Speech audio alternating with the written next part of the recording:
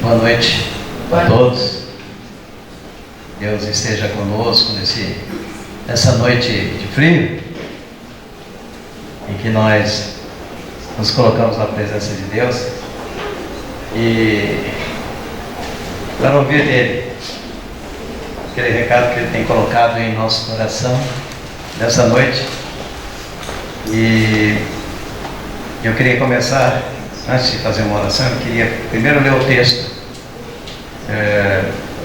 para a nossa meditação desta noite. Os irmãos podem ficar sentados, mas mantendo sempre a reverência ao Senhor. O texto que nós escolhemos está em Gênesis capítulo 32, do versículo 22 ao versículo 30.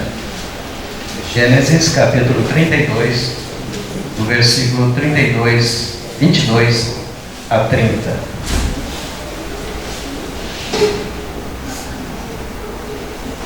Diz assim a palavra do Senhor: Levantou-se naquela mesma noite, tomou suas 2 mulheres, suas 2 servas e seus 11 filhos e transpôs o val de Jaboque. Tomou-os e fez passar o ribeiro, fez passar tudo o que lhe pertencia. Ficando ele só, e lutava com ele um homem até ao romper do dia. Vendo este que não podia com ele, tocou-lhe na articulação da coxa, deslocou-se a junta da coxa de Jacó na luta com o homem. Disse este: Deixa-me ir, pois já rompeu o dia. Respondeu Jacó: Não te deixarei ir, se não me abençoares. Perguntou-lhe, pois, como te chamas? Ele respondeu: Jacó.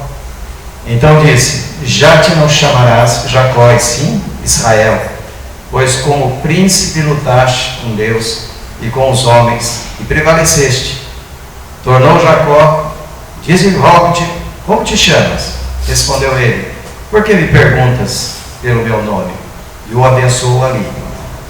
Aquele lugar se chamou Jacó Peniel,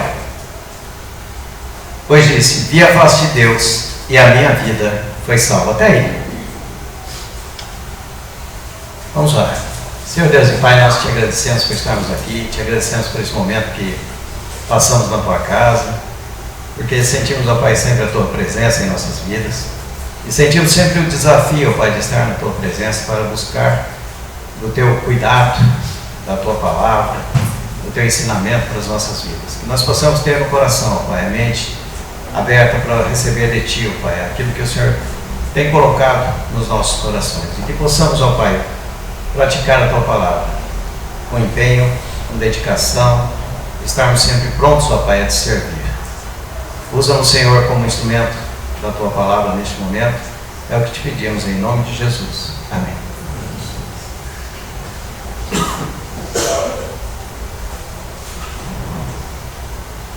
Durante a semana eu andei pensando sobre o que falar para os irmãos, e eu confesso que eu gosto de buscar sempre textos diferentes para de uma certa forma trazer uma realidade também diferente para as nossas vidas. E eu fui buscar essa semana um texto muito conhecido, muito rico e diferente do que eu sempre faço, porque eu estava preocupado com uma coisa durante essa semana, né? Das coisas que nós temos visto, temos passado, das dificuldades que sempre a gente está passando na nossa vida, do mecanismo que Deus tem usado para nos mostrar a sua vontade da forma como nós nos colocamos na presença de Deus para buscar essa informação, essa mensagem de Deus.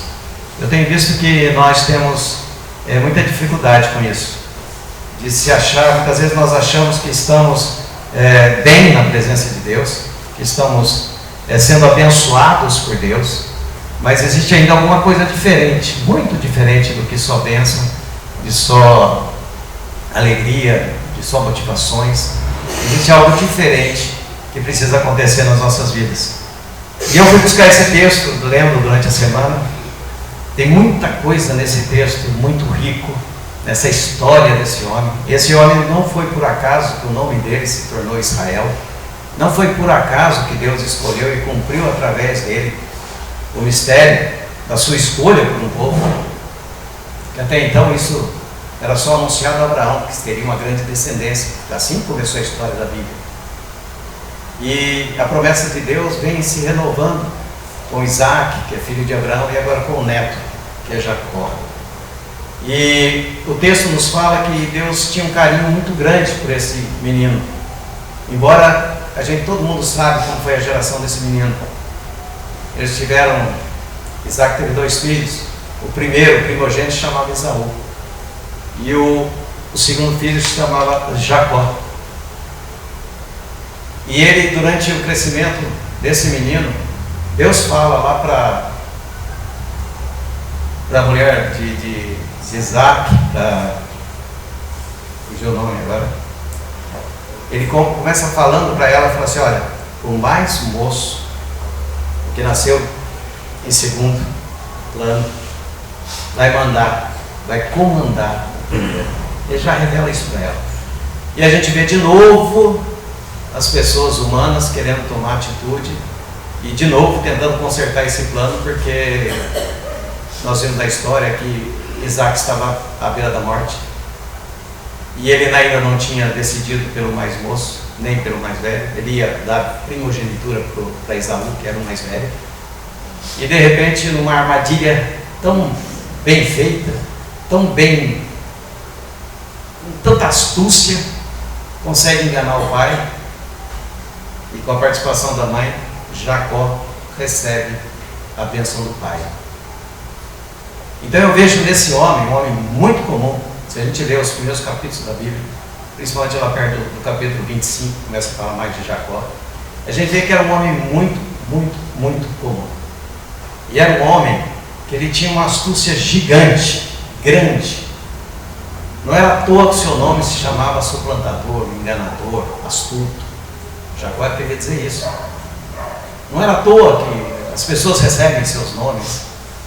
Não é à toa que a vida inteira você corre atrás de certas coisas que você já recebeu lá no início.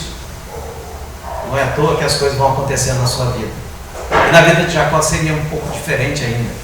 Porque apesar de quem era Jacó, apesar do que ele fez, apesar dos erros que ele cometeu, Deus falou assim: eu amei a Jacó e não Esaú. Não me pergunte por quê, não sei explicar isso, mas o carinho de Deus foi para Jacó, não para Esaú. Mas Esaú nasceu primeiro, e na mente humana precisava-se trazer a bênção de Deus através da primogenitura, que era o filho mais velho, e aí sim essa astúcia criada pela mãe e por Jacó, para que ele pudesse adquirir essa bênção. Isso significava muito para eles. Significava muito. E aí a gente vê nessa história tão linda que esse homem enganou, foi enganado, teve uma vida muito comum, muita coisa doida, muita coisa estranha aconteceu na vida desse homem. E ele teve que fugir por esse momento que ele enganou o irmão. Ele teve que fugir para uma terra, um suposto tio, irmão de sua mãe. Ficou lá por 20 anos. Lá ele foi enganado por esse homem que prometeu uma filha para que ele pudesse casar. Ele trabalhou 7 anos. O pai da moça deu a filha mais velha, né? Não é a que ele queria. Assim mesmo ele recebeu. Trabalhou mais 7 então para ficar com a filha mais moça. E a gente vê aí que ele trabalhou 14 anos praticamente como servo. E o pagamento era as filhas. Viu os meninos que estão aí no plantão? Teve que trabalhar 14 anos para o homem para conseguir receber a filha, tá? É mais ou menos assim que a coisa era no passado. A gente precisa aprender um pouquinho com essas lições. Você precisa merecer a pessoa que você ama. E Jacó merecia bastante, viu? 14 anos não é pouco tempo. Mas ele ficou ainda mais 6 anos lá. Ficou em torno de 20 anos morando com esse homem. E foi ricamente abençoado por Deus. Se vocês forem ler de 25 a 30, vocês vão ver o quanto esse homem foi abençoado. Ao ponto de o gado que ele ficava, porque ele cuidava do gado. E Deus tem abençoado tanto que o gado dele se tornou mais forte do que o dono do gado. toda a bênção vinha para ele. Era uma coisa extraordinária, o quanto Deus estava abençoando Jacó. E Jacó sabia disso. Jacó teve uma visãozinha, duas, mas uma muito especial no vale em Betel, em que Deus ali se mostrou presente com ele. Ele fala assim: Deus estava aqui, eu não vi.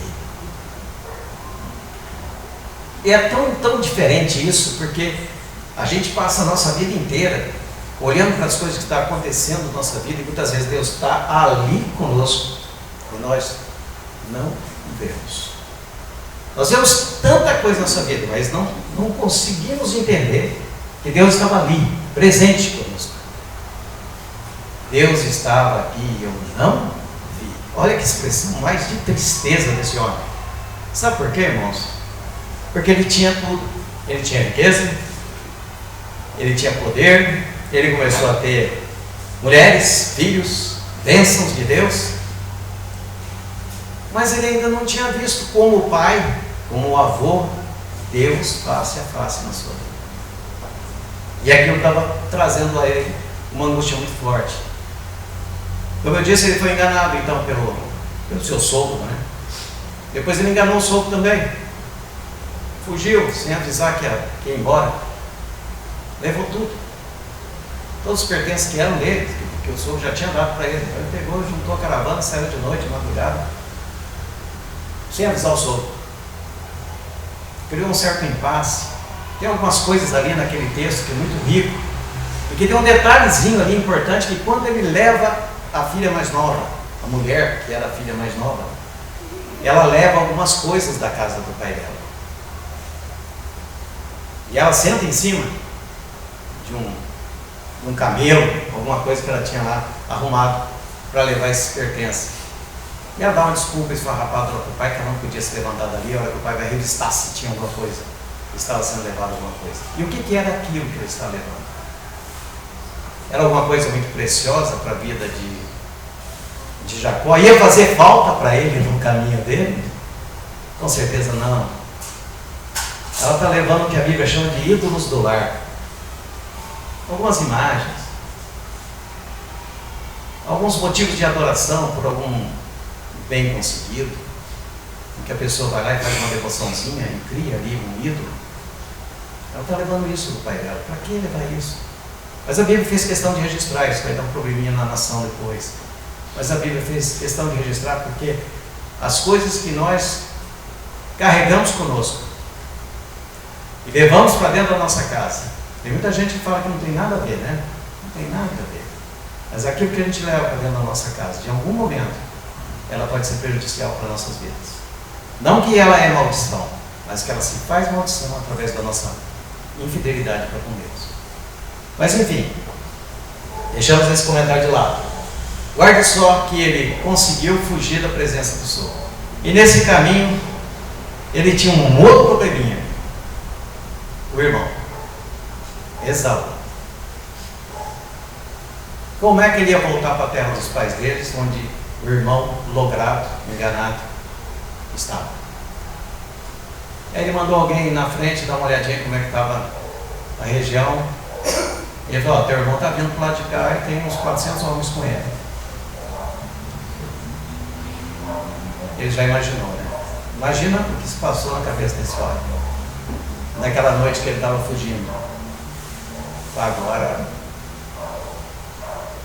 eu posso ser o queridinho de Deus, mas eu não sou o queridinho do meu irmão, né? Eu posso ser o queridinho de Deus, mas agora com os homens eu estou sem nenhuma proteção. E ele vive aquele momento, o momento que ele está passando pelo vale, e que ele, de certa forma, está sem coragem, cria algumas coisas. Por exemplo, manda uns presentes para o irmão, manda os seus servos levar um presentinho para o irmão, que era um grande presente, para agradar o coração do irmão, para que a hora que ele conseguisse chegar até o irmão já tivesse o coração mais amenizado, mais calmo, e que ele pudesse pelo menos conversar com o irmão. É nesse momento que ele começa a passar por o momento mais difícil e eu acho mais complicado da vida de Jacó. É nesse momento que, ainda com 11 filhos, ele faz algumas coisas bem interessantes. Se vocês lerem o texto, vocês vão ver que ele coloca à frente os seus servos, quando vai encontrar com o irmão, quando ele passa por esse vale, quando decide ir avante, continuar na sua caminhada. Ele põe à frente os servos, depois os animais, o que ele tinha, põe a mulher, que é a que ele não era tão apaixonado, põe a serva, põe tudo. Por último, ele põe a mulher que ele amava e o único filho que ele tinha com a mulher que ele amava, porque ele só tinha um filho até então, José. Ou seja, estava o mais protegido possível. E a gente faz isso no nosso dia também, viu? A gente começa a proteger os nossos filhos. E às vezes a gente não nos expõe aos perigos da vida, mas isso é um motivo para um outro sermão. Mas ele coloca o filho lá bem protegido, porque ele acredita que se acontecesse alguma coisa, pelo menos ele não ia ver a morte do filho e da mulher que ele tanto amava. Mas segue no seu caminho, e aí ele entra num val, que basicamente é um vale, é um viveiro chamado Jaboque, que deságua, um riachozinho que deságua no Jordão. E ele passando por ali, a Bíblia nos fala, os livros bíblicos históricos, nos diz que esse vale deveria ter mais ou menos uns 5 a 6 quilômetros de distância. Então é caminho de, se a gente andar um pouquinho mais forte, caminho de 1 hora. E ele passou a noite inteira ali. E a gente vê que ele adianta, põe os filhos, põe a mulher, põe eles para passar o vale, porque ele queria ficar sozinho. De uma certa forma, ele queria ali, naquele momento, sentir a presença de Deus. Quem sabe, acreditando que Deus pudesse aparecer de novo para ele, como apareceu em Belial, e que ele não tinha visto. Ele queria falar com Deus. E naquele momento ali, eu acho que ele entra naquele vale, e a Bíblia só fala que ele, de repente, ele tem uma luta com um homem. A Bíblia nem fala que é anjo, fala que é um homem, que está brigando com ele ali, do nada, durante a noite. E a gente vê que a luta perdurou por um bom tempo. E só depois dessa luta, só depois dessa chamada briga com Deus, com esse homem, ele conseguiu passar. E uma coisa interessante nesse texto, talvez o mais interessante, é que ele precisou se identificar, mas o homem não se identificou. Muito interessante, a gente vai falar sobre isso daqui a pouco. Ele precisou se identificar, mas o homem não disse quem ele era. E a gente vê que ele lutou com o homem, e a pergunta é, qual o motivo dessa luta? Os irmãos viram a gente ler esse texto, né? Assim começa a história de Israel, as 12 tribos de Israel, com esses 11, mais um que nasceu depois, 12 filhos de Jacó. Jacó passou a se chamar Israel, o nome de uma nação, um homem que veio de enganar os outros, um homem comum, passa a ser o nome de uma grande nação, perdura até hoje. Eram 12 tribos, lembra? 10 do norte, 2 do sul. As do sul chamavam tribo de Judá, as do norte. A capital era Jerusalém no norte, a capital no sul era Judá mesmo. Então nós vemos ali que a capital do sul, que o reino do sul era o reino do coração de Deus. Mas ele não perdurou, ele não conseguiu subsistir. Foi o primeiro a cair. E todo esse reino, todo esse reinado, toda a história do povo de Israel se concretiza na vida de Jacó, não de Esaú. E ele luta com o homem, e eu quero saber qual o motivo da luta. Eu fiquei me perguntando durante a semana, qual o motivo da luta? Por quê? Por quê eu estou brigando? A narrativa aí diz que os teólogos que estudam, Echamp e outros, que eu li essa semana, eles dizem que era um anjo. Era um anjo de Deus que estava lutando ali com ele.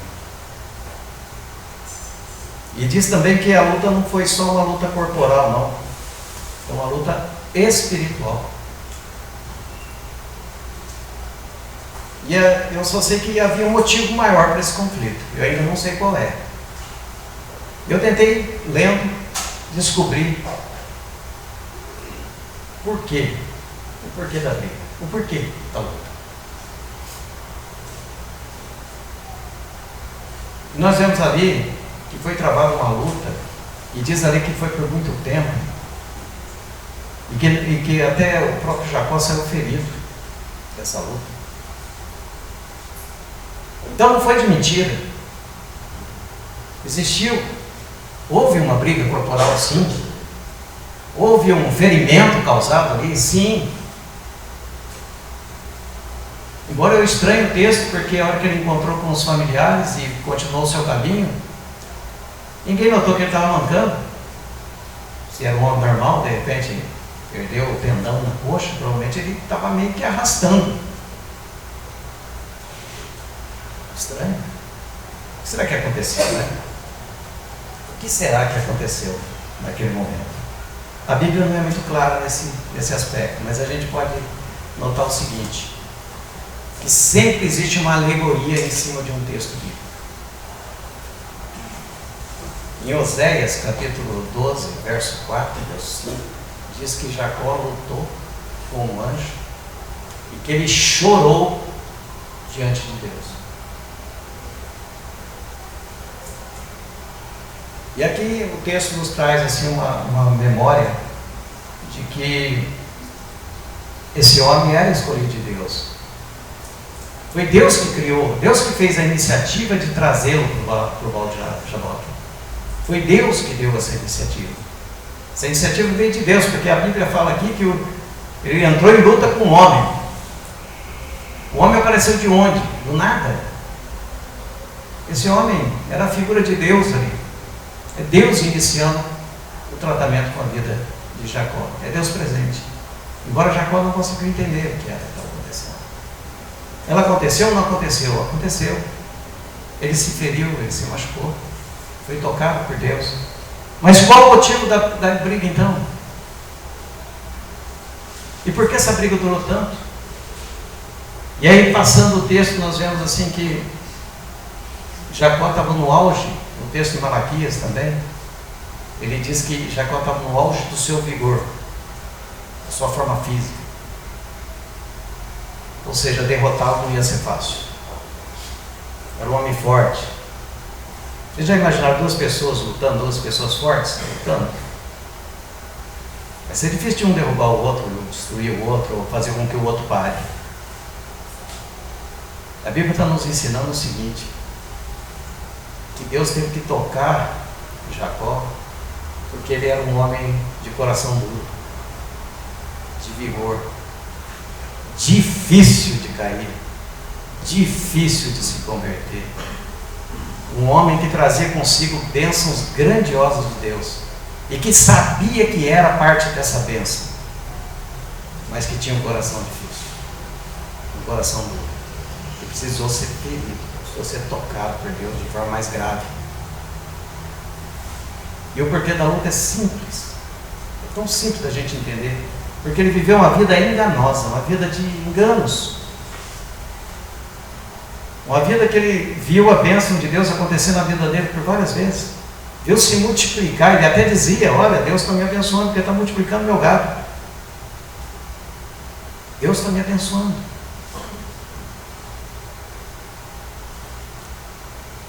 Mas precisava da briga, precisava do toque, precisava do ferimento, porque Deus precisava marcar Jacó. Irmãos, às vezes a gente passa muito tempo na igreja e a gente não vê Deus, mas a gente vê muita coisa que Deus fez na nossa vida. E nós vamos crescendo e de repente a gente olha para trás e fala, nossa, olha, eu sou abençoado. Olha quanta coisa Deus tem feito para mim. Puxa vida, quanta coisa Ele me permitiu, sem que eu merecesse. Mas o que a Bíblia está nos ensinando aqui é que mesmo tendo a bênção de Deus, mesmo sendo abençoado por Deus, mesmo sendo chamado por Deus, que a iniciativa vem de Deus, isso está claro no texto, nós precisamos aceitar o que Deus faz na nossa vida. Nós precisamos nos quebrantar diante de Deus, chorar diante de Deus. E temos que lutar sim com as nossas forças, porque a gente tem que descobrir de alguma forma como a gente é derrotado quando a gente enfrenta Deus. Porque a gente tem o costume de entender que nós somos derrotados quando a gente enfrenta o inimigo, o mal. Uma vez, já faz tempo isso, eu devia ter uns 15, 16 anos, por aí. E eu falei para os adolescentes numa igreja, eu falei assim, vocês são derrotados porque vocês querem ficar no mano a mano com o diabo. Né? Aquele tempo usava muito essa expressão, mano a mano. Quem joga futebol, e eu não era tão ruim assim, eu gostava de jogar futebol, eu sempre brincava que se eu ficasse no mano a mano com o zagueiro perdeu. Brincadeira, eu brincava do Romário, tá? Mais ou menos assim, se o cara é bom de futebol, você vai ficar no mano a mano com ele, você vai perder. É a mesma coisa com o diabo, se você ficar sozinho, você vai perder. Mas você não tem que ficar contemplando isso. Você tem que brigar assim, você tem que passar por isso, para que você seja derrotado, que você perceba que você não tem força diante de Deus. E a gente tem o costume de fazer isso diante do maligno, diante do mal. Por isso é importante que a gente brigue com Deus, que a gente ouça o propósito de Deus e que a gente vá de encontro para saber o que Ele quer da nossa vida. E essa luta aqui é uma luta bem espiritual, porque, vejam, ele vivia uma vida de mentira. Ele recebeu uma bênção, que na tradução judaica era muito, extremamente importante, a partir de uma mentira. Ele enganou o pai dele, ele enganou o irmão, ele fugiu, ele fez tanta coisa errada, que provavelmente ele acreditava que aquilo que ele fez era certo. Sabe por quê? Porque Deus tinha falado assim para ele e para a mãe dele: o mais novo mandará o mais velho. Então não fiz nada além de cumprir a vontade do meu Deus. Vocês já pensaram quantas vezes nós agimos assim?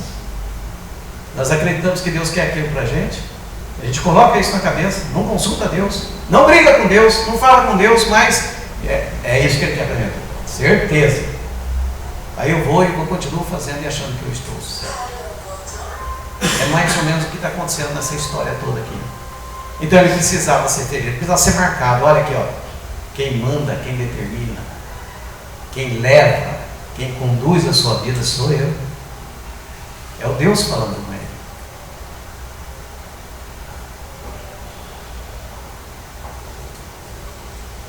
E a gente costuma dizer o seguinte, que essa luta foi tão demorada, tão lenta, e provavelmente foi acontecendo coisas e mostrando a fragilidade de Jacó diante daquele ser que estava ali presente, que ele ainda precisava, ele entendia que ele não podia com aquela pessoa, que ele não conseguia vencer aquela pessoa. Então ele começa a astúcia dele de novo de se agarrar. Ele nasceu agarrado ao pé do irmão, ele viveu a vida toda agarrado a alguém. Ele falou: tem que agarrar nesse rapaz aqui porque ele é mais forte que eu, ele pode mais que eu. De alguma forma ele está mostrando isso para mim. E mesmo já tocado, ferido, ele consegue travar essa luta e continuar essa luta. E a resposta dele para esse homem foi assim: eu não vou te deixar ir, porque o dia já estava clareando, não vou te deixar ir enquanto não me abençoares. Vou perguntar uma coisa muito simples desse texto. Você pede a bênção para quem você não conhece? Você já pediu a bênção? Chegou alguém, está ali conversando com você, você pede para ele te abençoar? Se você não conhece a vida dele, se você não conhece de onde ele vem. Que coisa estranha essa atitude dele. Coisa estranha, ele pede a bênção. Eu não vou te deixar ir enquanto você não me abençoar, mas ele está batendo nele. Será que foi então só uma briga? Será que foi só uma conversa? Ou será que não houve conversa nenhuma? O que aconteceu nesse vale de Jacó? O que aconteceu com Jacó? Algo que ninguém conseguiu escrever. E aí eu, humanamente olhando o texto, Duas coisas estranhas, né? Primeiro, sai manco e ninguém percebe que ele está manco. Diz a Bíblia que ele mancou o resto da vida. Eu não vejo nenhum lugar alguém perguntar para ele por que ele estava mancando. Eu falo isso porque se eu chegar em casa e der uma tropeçadinha, chegar meio mancando em casa, minha mulher fala: você está mancando? Machucou aonde? O que aconteceu? Né? Os homens que aqui estão, não é normal isso? Segunda coisa interessante, eu pedi a bênção, mas ele pede a bênção, depois ele pergunta: quem você é?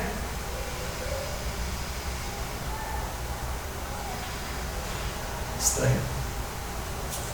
E a hora que ele precisava, e ele queria saber quem era a pessoa com quem ele estava lutando, essa pessoa, esse anjo, Deus pergunta para ele: mas quem é você? Como você se chama?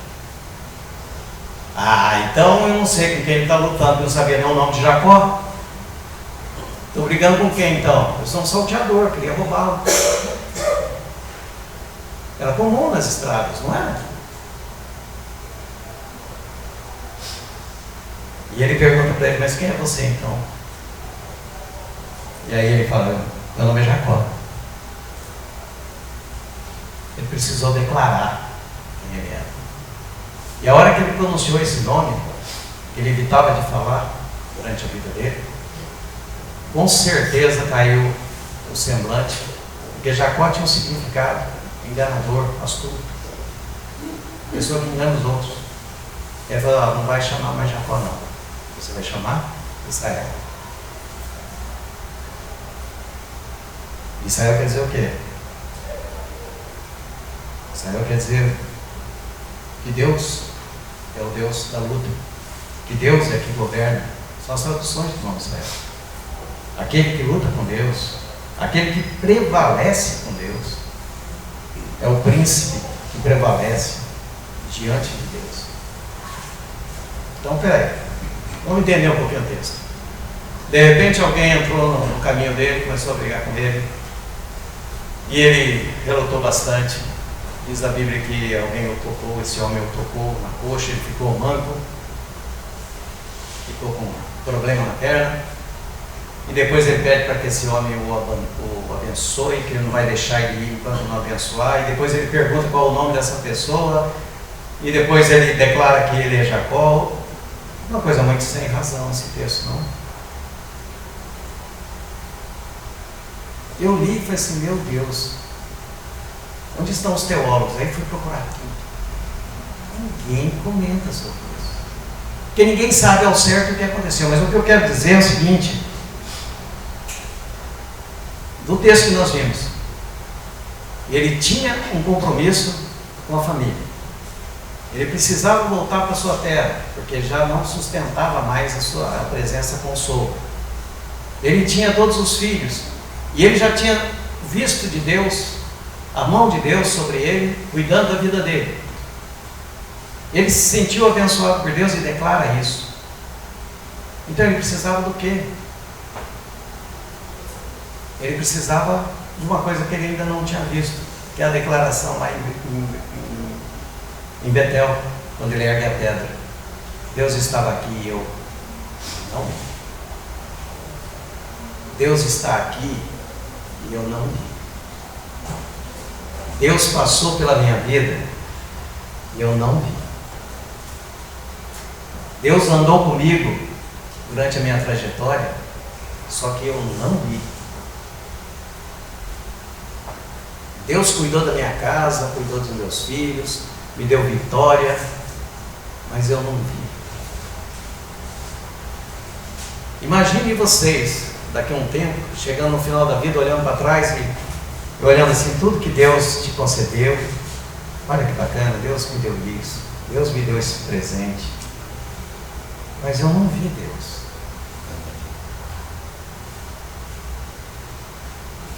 Porque o meu pai, o meu avô, Isaac e Abraão, Deus falou com eles face a face. E a declaração do texto dele é o seguinte, eu terminei lendo, né? Ele falando assim que eu vi a Deus face a face e a minha vida foi salva. Então, irmãos, a gente aprende muita coisa com esse texto aí. que precisava do vale. Eu não sei como foi esse episódio. Eu só tenho isso aqui da Bíblia. Mas é que precisava esse episódio na vida de Jacó. Era necessário. Ninguém sai por aí dizendo que Deus atua na sua vida sem ter visto a Deus na sua vida. Ele não vai receber crédito de ninguém. De ninguém.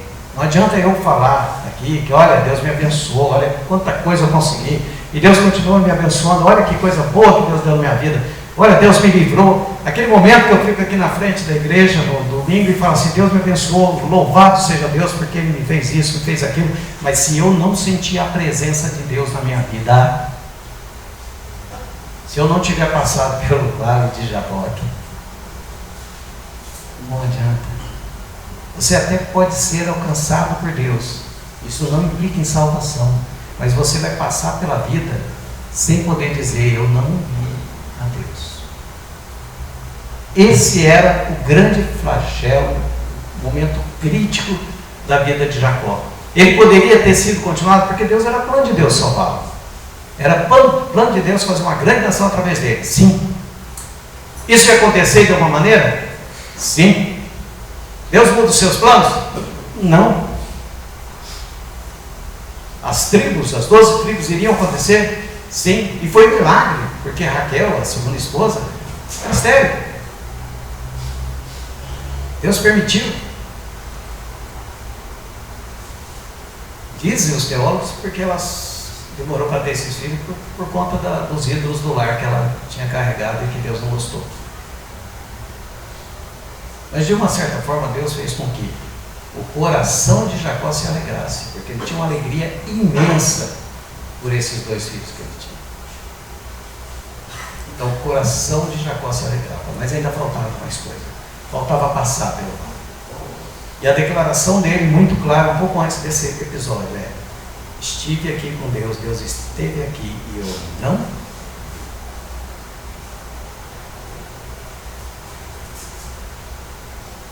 O que a gente aprende com esse texto tão rico, tão cheio de detalhes? É que a iniciativa de relacionamento nosso com Deus vem da parte de Deus. Então não fique preocupado aí não. Não fique preocupado com o que Deus está fazendo, o que Deus está deixando de fazer na sua vida, porque a sua visão é extremamente humana. Deus vai buscar esse relacionamento. Ele vai reatar esse relacionamento. Quando a gente tem algumas pessoas que a gente, passando pela nossa vida, a gente vai sempre pregando em algumas igrejas e com o tempo, às vezes eu revejo algumas pessoas, algumas Deus não me deu a oportunidade de rever e quem sabe lá no céu a gente reveja, né? Mas a gente não sabe o público que ele está falando e nem tampouco o que está se passando na vida da pessoa. Mas a crise maior do relacionamento está justamente em ficar desapontado quando Deus não comunica que Ele quer falar conosco. Porque parte dele é a iniciativa. Nós temos que estar na presença dele. Temos que ficar orando e pedindo que Deus fale conosco a todo momento. Mas precisamos ver Deus face a face, sim. Precisamos ver o agir de Deus na nossa vida, de forma que a gente contemple Deus e não o que Ele fez somente. O que Ele fez é objeto de louvor. O nosso viver tem que ser contemplando Deus e percebendo que Deus está ali conosco. Aí sim. Todo mundo. Ele nos permite vitórias, traz bênçãos para a nossa vida, mesmo que estejamos distante dele. Olha que texto difícil. Aqueles a quem ele chamou e que está distante dele, por muitas vezes, ele ainda permite que seja abençoado. Se a gente entender que bênção é riqueza, muitas vezes nós ficamos até desapontados. Poxa, Deus está abençoando tanto uma pessoa e a outra que está sempre ali fiel, presente, não está abençoando. Será que Deus abre porta errada? Não questionamos isso de vez em quando? Ou só eu que questiono? Só eu que olho assim e falo, puxa vida, mas aquela pessoa sempre foi um servo fiel e agora está passando por isso? O meu lado humano de pensar? E o outro que nunca foi, sempre descambado, nunca fez nada com nada, e está lá sendo abençoado por Deus. Coisa que incômodo. Mas a Bíblia relata isso. As pessoas mesmo vivendo em mentira, que é o caso aqui de Jacó, ele estava sendo ricamente abençoado por Deus. E não foi só ele na Bíblia, não, foram muitos. Foram muitos. Porque bênção para Deus, riquezas para Deus, não é nada. Porque a pessoa tinha tudo, já estava rico, já tinha todas as bênçãos presentes na sua vida. Estava com medinho do irmão. Quando viu coisas sobrenaturais acontecerem na sua vida, continuava com medinho do irmão. Tremeu quando alguém comunicou que ele tinha 400 homens vindo com ele. Não precisava nem de 2, era só o irmão, já tinha medo. Mas ele precisava de algo mais. Ele precisava dessa iniciativa de Deus. E Deus sempre prepara, isso que eu quero fazer para os irmãos. Ele sempre prepara e Ele sempre tem a iniciativa de nos salvar. E Ele propõe sempre o melhor momento, o momento correto para que isso possa acontecer, para que isso possa ter efeito na nossa vida. Não é em qualquer momento que Deus vai tirar você de uma aflição, não é em qualquer momento que Deus vai cuidar disso ou daquilo. É no momento certo, no melhor momento. Outra coisa que a gente aprende com esse texto é que se o nosso coração estiver endurecido, se a gente resistir ao poder de Deus, como eu estava resistindo ao poder de Deus aqui nessa luta corporal, se é que ela foi só corporal, se é que ela foi só espiritual, como estava ali resistindo com Deus, segurando com Deus. E quando nós fazemos assim, resistimos ao chamado, resistimos àquilo que Deus quer colocar na nossa vida, Ele certamente chegará ao limite de nos tocar de uma forma profunda e marcante. Certamente. Isso pode ser através da nossa vida mesmo, através de alguma coisa que nos venha a deixar de uma forma muito triste, marcados pela vida, por alguma fatalidade, alguma coisa que aconteceu na nossa vida. Mas Ele vai certamente nos trazer a sua presença através dessa forma, se assim for necessário. Mas o que vem depois deste encontro? E é isso que eu queria que vocês pensassem. O que vem depois desse encontro? Veio uma perninha manca, uma canseira, provavelmente, espiritual, corporal. Mas a hora que ele sai,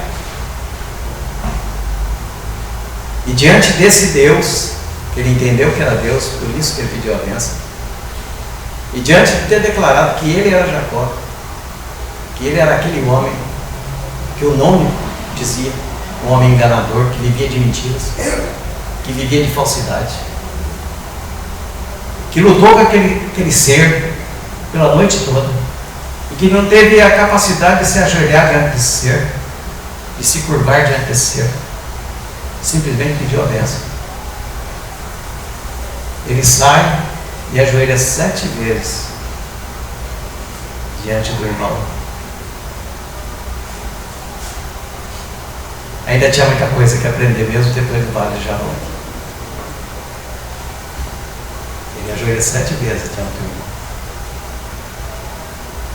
E o irmão vem ao encontro dele e o abraça. O beija e pede para que ele receba de volta todos os presentes que ele não precisava disso.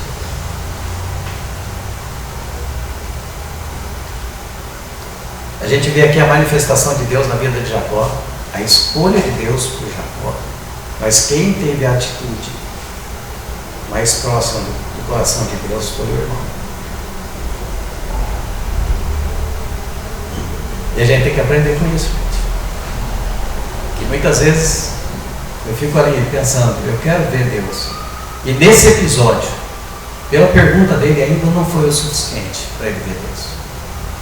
Nessa luta corporal que ele teve, ele ainda não foi suficiente para ver Deus. nesse desgaste emocional, espiritual que ele teve, não foi suficiente para ver Deus. E é assim o nosso caminho. A gente passa a vida toda esperando por um momento com Deus.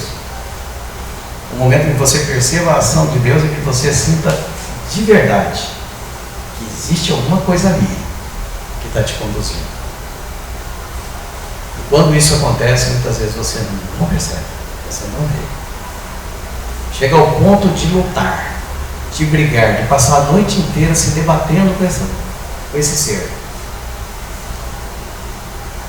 Mas ao ponto de ainda continuar com medo, se ajoelhar 7 vezes diante de Deus.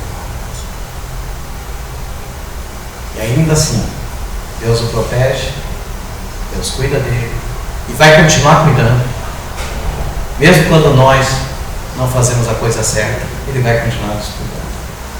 Ele vai continuar nos privilegiando com momentos assim, mas que a gente tenha os olhos abertos para perceber quando Deus está com a gente, quando Ele está lutando com a gente e quando Ele está querendo, de uma forma marcante, participar da nossa vida. Esse homem aqui começou a história de Israel. Foi com ele que começou as tribos de Jacó. Seu nome foi mudado de enganador para o homem, o príncipe que prevalece diante de Deus. Olha que coisa linda. Aquele lugar Jaboque, que era um nome feio e triste, passou a se chamar Peniel, lugar onde Deus impera. Mas ele não sabia que era Deus e ele continuou perguntando: quem é você? Que a gente possa, de uma forma cristã, de uma forma de expressar a nossa fé, quando estivermos na presença de Deus e quando começarmos a perceber Deus, começar a louvar pela presença dele, começar a se curvar diante dele, começar a se preparar para que ele possa fazer grandes obras na nossa vida, para que a gente possa ver o poder de Deus na nossa vida. Quando eu era pequeno, eu tinha um problema, que eu morava num bairro, eu tinha um problema que as pessoas terminavam o culto dizendo assim: olha, se você não se arrepender, você vai para o inferno.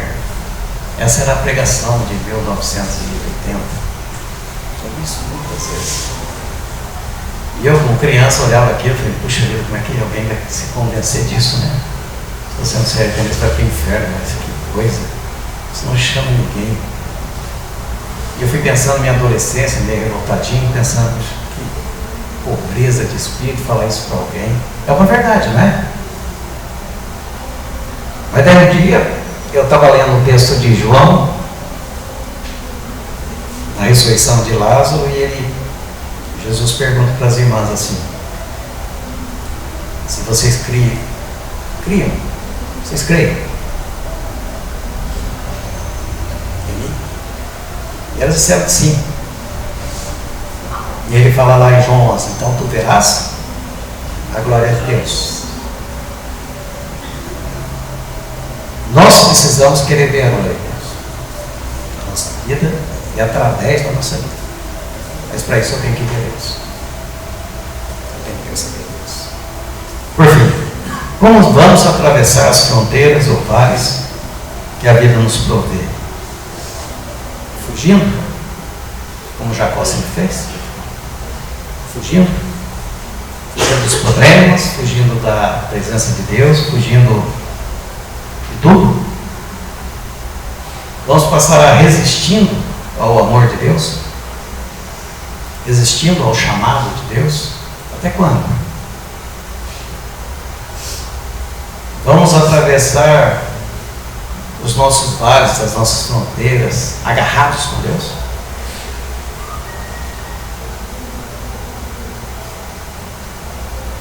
Pedindo de uma certa forma que, mesmo que seja para nos marcar definitivamente, mas que Ele coloque o selo definitivamente na nossa vida, que a gente possa saber que, embora a gente ainda não está conseguindo ver Deus na nossa vida, mas que Ele está presente, que Ele está mexendo com a gente, e que de uma forma construtiva no nosso coração nós vamos conseguir. Que Deus abençoe a todos.